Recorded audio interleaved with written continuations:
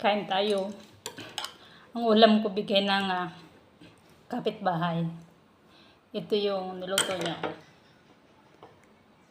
Magaling siya magluto nito.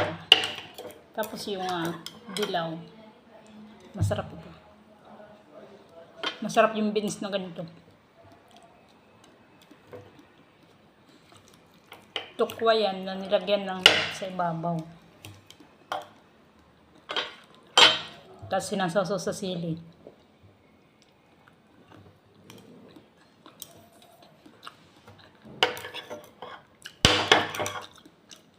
Para kakaiba na naman yung ulam.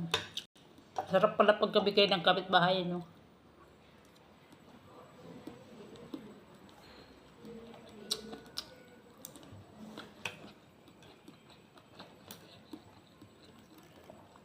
Kain tayo.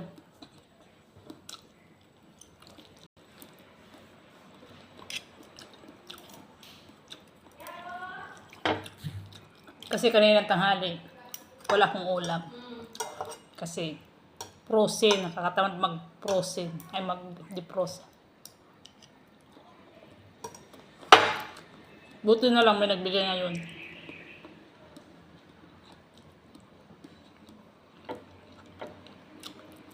Pagkain lang ito guys ng insect. Chinese ba?